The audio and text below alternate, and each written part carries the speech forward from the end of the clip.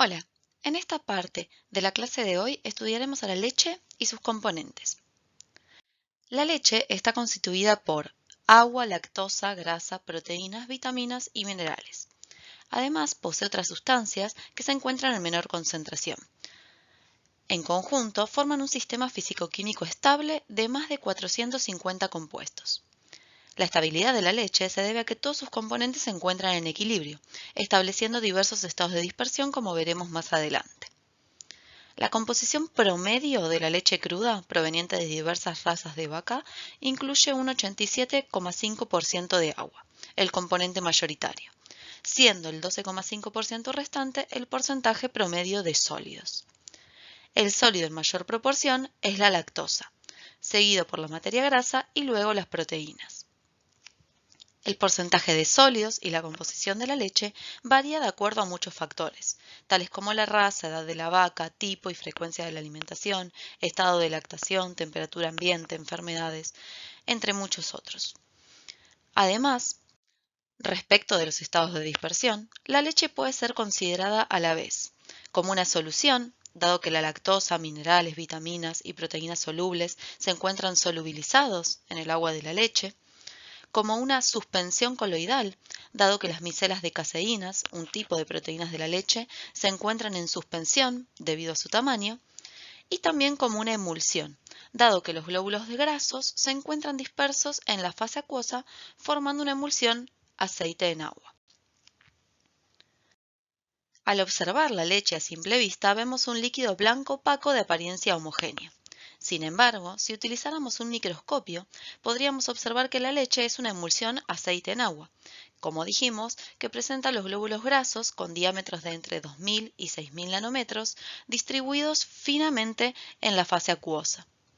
Y si utilizáramos una microscopía con aún más resolución, podríamos observar que además de los glóbulos grasos, existen micelas de caseína en suspensión en la fase acuosa, que presentan un diámetro variable de 50 a 300 nanómetros. Además, como mencionamos, en la fase acuosa se encuentran solubles las proteínas del suero, que tienen entre 4 y 6 nanómetros, la lactosa, que es menos de un nanómetro, 0,5 nanómetros, y las vitaminas y minerales. Analicemos entonces ahora cada uno de estos componentes de la leche. Comencemos con las proteínas de la leche, que se clasifican en caseínas, proteínas solubles y proteínas de la membrana del glóbulo graso. Las caseínas son las proteínas mayoritarias, representando casi un 80% del total. Estas se agregan formando micelas que se mantienen en suspensión y aportan turbidez a la leche. Además, tienen la característica de precipitar en medio ácido. Las caseínas se clasifican a su vez en distintos tipos según sus características, como estudiaremos más adelante. Por su parte, las proteínas solubles representan solo el 19,3% del total de proteínas de la leche. Estas proteínas son de pequeño tamaño y se consideran que se encuentran en solución. Además, presentan la característica de coagular a elevadas temperaturas. Las proteínas solubles presentes en la leche son la alfa-lactoalbúmina, beta-lactoglobulina, ceroalbúmina bovina, inmunoglobulinas y otras en menor proporción.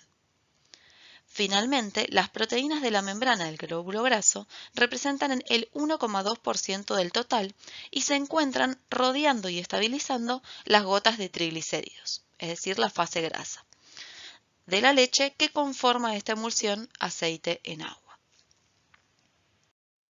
Las caseínas son, por definición, fosfoglucoproteínas que precipitan de la leche descremada a pH 4,6 y 20 grados centígrados. Es decir, que son proteínas que tienen un alto contenido de fósforo, debido a la presencia de grupos fosfatos, generalmente esterificados a los residuos hidroxilos de las serinas, dando lugar a residuos conocidos como fosfoseril. Además, al ser fosfoglucoproteínas, contienen hidratos de carbono, es decir, glúcidos, unidos a su estructura.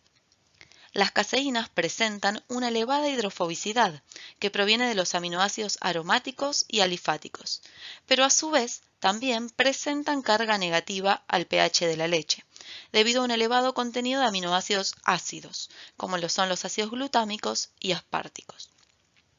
El punto isoeléctrico promedio de las caseínas es 4,6. Finalmente, las caseínas poseen un elevado contenido de perolina distribuida homogéneamente a lo largo de sus cadenas polipeptídicas.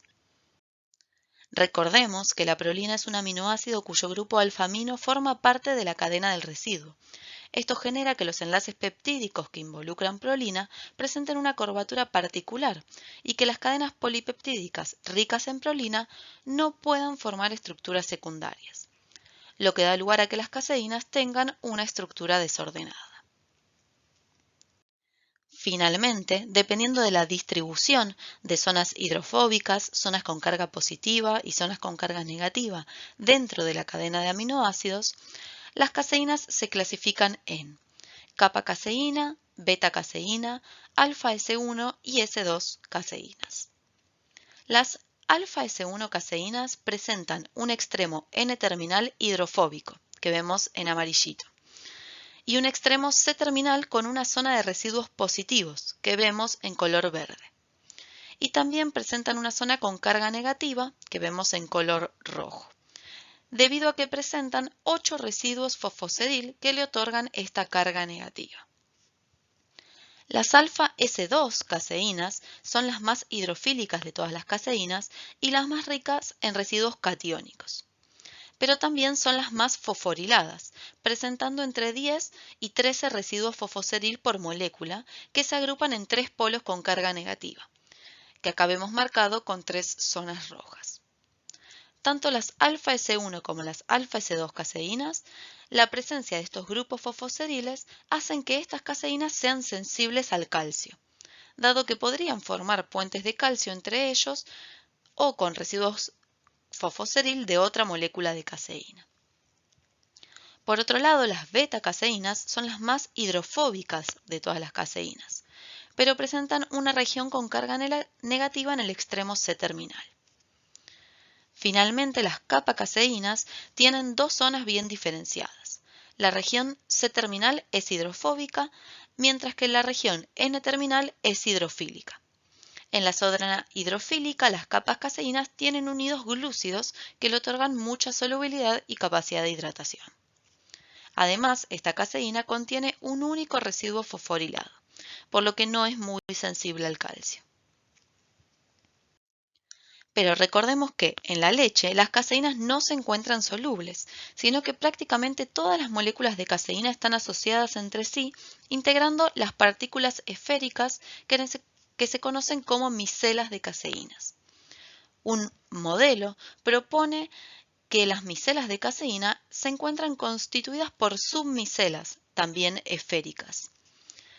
Cada una de estas submicelas estaría compuesta por varias moléculas de caseína a la vez, por lo que podríamos a su vez clasificarlas en submicelas con bajo contenido de kappa-caseína, que serían las más hidrofóbicas y se ubicarían en el interior de la micela, como se observa en este modelo, y también las submicelas con alto contenido de caseína, que por ser más hidrofílicas se ubicarían en la superficie de la micela. Como las kappa-caseínas son ricas en glúcidos y sus glúcidos quedarían expuestos para la interacción con el agua, esta organización permite que las micelas de caseína se encuentren hidratadas y promueve que se mantengan en suspensión. Además, como las kappa-caseínas solo presentan un único residuo de fósforo, no son sensibles al calcio presentes en la leche, impidiendo la agregación de las micelas de caseína entre sí.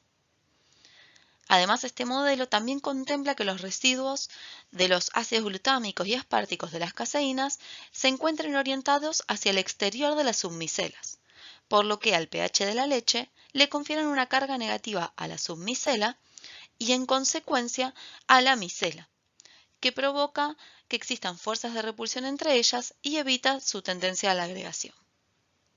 Finalmente, este modelo considera que las submicelas se unen entre sí a través de puentes mediados por fosfato de calcio, representado en este caso con la letra C.